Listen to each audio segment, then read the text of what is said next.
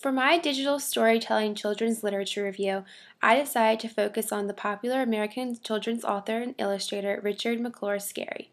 During his lifetime, he published over 300 books with total sales of over 100 million copies worldwide. Richard Scarry was born in Boston, Massachusetts on June 5, 1919. He died April 30, 1994. Richard Scarry once said, "I'm not interested in creating a book that is read once and then placed on the shelf and forgotten. I am very happy when people write that they have worn out my books, or that they are held together by Scotch tape. I consider that the ultimate compliment." Scarry's most famous series of books was about an imaginary place called Busy Town. Scarry's characters were almost always animals. He would give these animals human characteristics.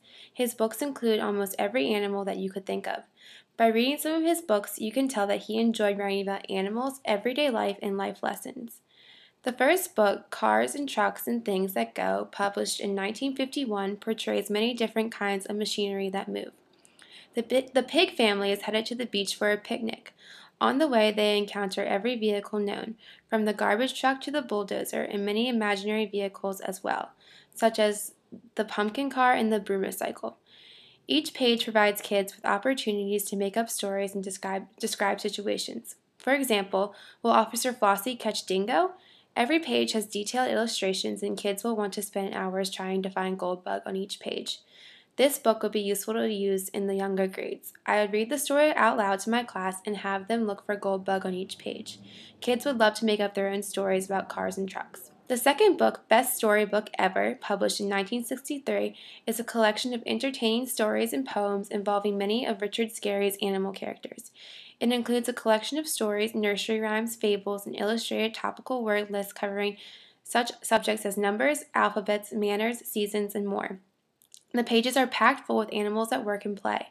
The book contains over 1,400 illustrated and labeled objects.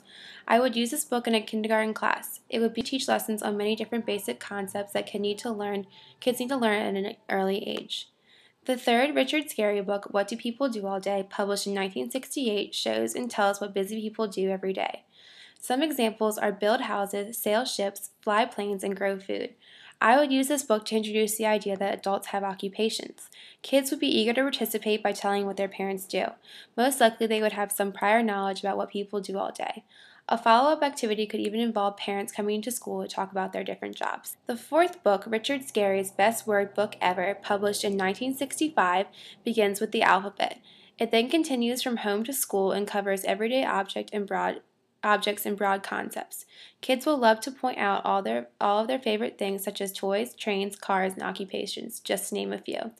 I would use this book in early classrooms to help kids identify certain objects. It would also help me to introduce simple concepts like sharing and helping, along with basic concepts kids need to learn at a young age.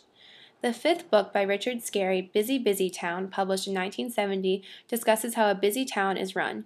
Busy town grocers stock and sell food, the bankers keep the money safe, the doctors and nurses make sure everyone is healthy, the postal workers collect and deliver letters, and the lumber workers chop trees to make furniture and houses. Kids are able to see that it takes even more careers and professions than that to keep this particular busy town up and running. I would use this book in a kindergarten or first grade classroom to introduce the idea of a community and working together. The students could see that the town would be a disaster if everyone did not do their specific job. I would also incorporate this into assigning every student in the classroom his or her own job each week. The sixth Richard Scarry book, Best Mother Goose Ever, first published in 1964, includes 50 known and not so well known nursery rhymes brought to life through amazing illustrations. Scarry portrays these nursery rhymes by having bears, pigs, cats, and rabbits perfectly illustrate familiar verses to children.